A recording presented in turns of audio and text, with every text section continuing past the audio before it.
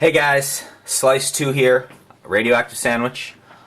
Figured maybe we'd show you guys a little bit of how we put our tracks together. This is a new track. We haven't figured out where it's going yet.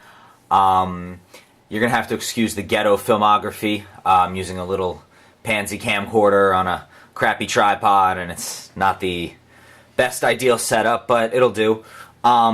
So, as some of you know, we use FLStudio through and through for all of our writing and mixing. So what you're looking at now is the playlist and our mixer. You can see here we've got all of our tracks laid out, patterns, loops, automation clips, everything all the parts that make up each track, all on their own lines, on their own channels to allow us to easily organize stuff. We're real anal about our organization. It makes it a lot easier when you want to go in and redo things or figure things out. And some of the automation you can see here is over top of things that are going on in the track. Up top here, you can see how anal I am, making sure it's the right size. Up top here we have our mixer. With our mixer, our first 8 buses, let's make this bigger, it'd be a little easier for you guys to see.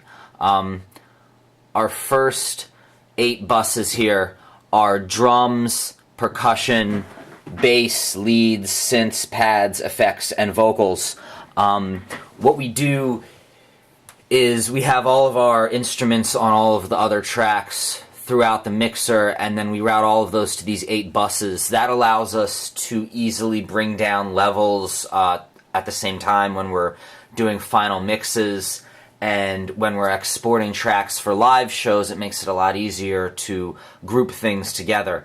It also allows us to apply certain effects or metering plugins to each channel in order to see what's going on, and then all of those are routed to the master. We also have a channel here dedicated to just recording all of our gear. It just makes it easier. We set the input to whatever our gear is on, and we record, and then we go from there. You can see here we've got our kick, we've got hi-hats. Some things have effects on them, some don't. A lot of times we find things that we like already, so we don't need to do a lot of processing. But occasionally, obviously, you find a sound you don't like, and you got to process it. When everything's playing, you can see all those meters jumping as the track goes in. Now, this isn't a final mix or master, so you'll see the master peaking a little bit. You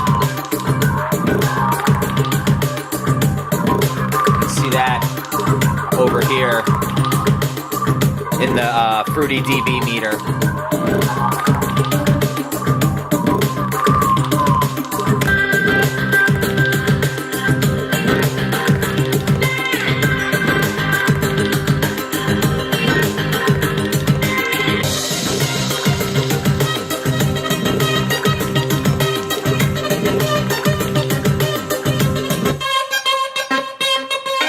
So that here, see all the effects that are on here making this violin. Without that effect,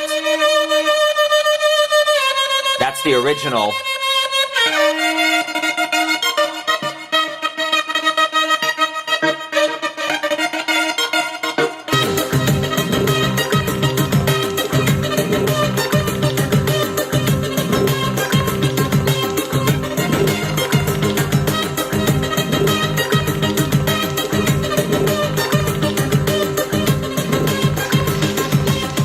One thing that we've started doing a lot, makes our lives a lot easier when we're automating volume of certain things, such as this part here.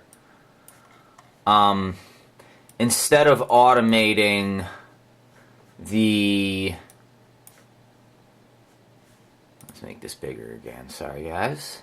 Instead of automating the channel fader itself, we throw on this Fruity Panomatic, which has a volume knob to it.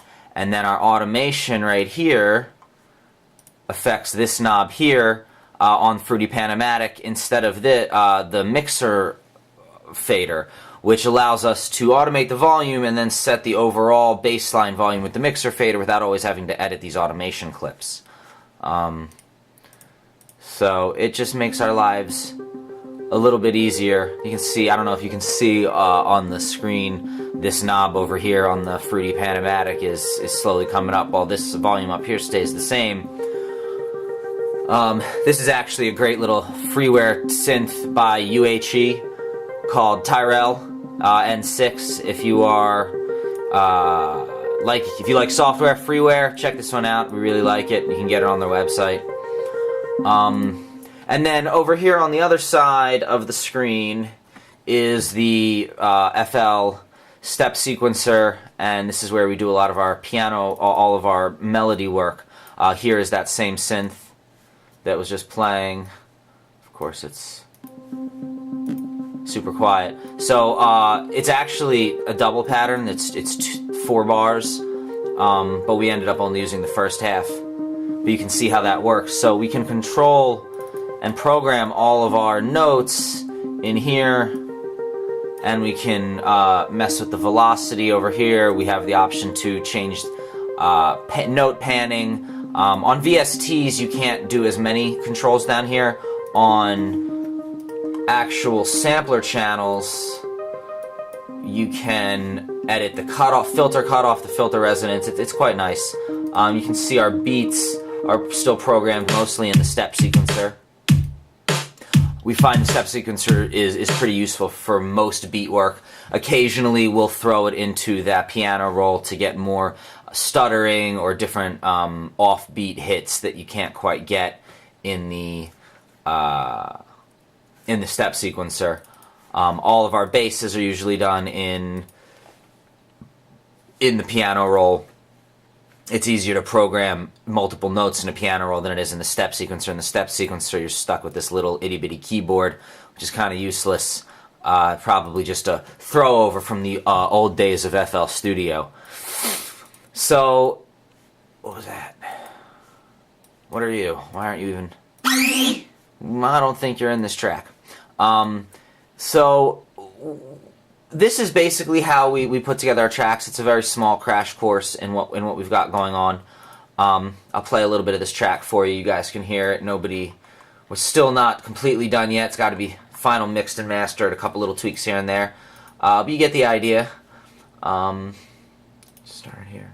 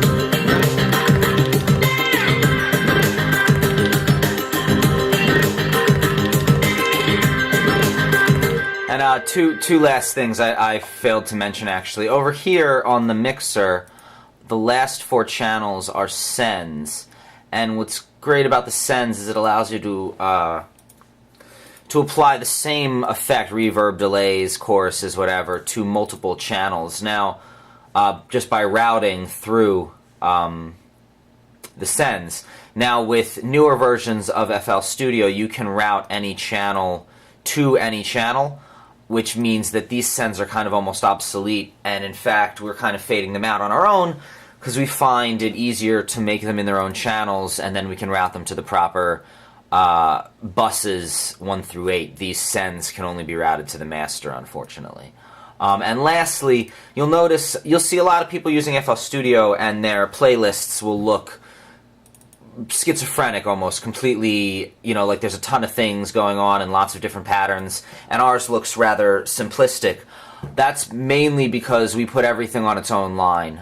We have multiple beat patterns, multiple bass patterns. We just find it easier to have everything in a row than to have, beat 1 on one channel, beat 2 on another channel. We find it looks nicer, it's easier to navigate, it's easier to do cutting and pasting and rearranging. And this is just the method that we work. So this is FLStudio Studio. This is, as he likes to call it, as I like to call it, Heath, third person, FLStudio, and this is how Radioactive Sandwich puts together some tracks. And this song you'll be hearing hopefully within the coming months, finished on a compilation. And we look forward to giving you some new stuff. We got other tracks in the works, some remixes, and we'll talk to you soon. This is FLStudio signing off.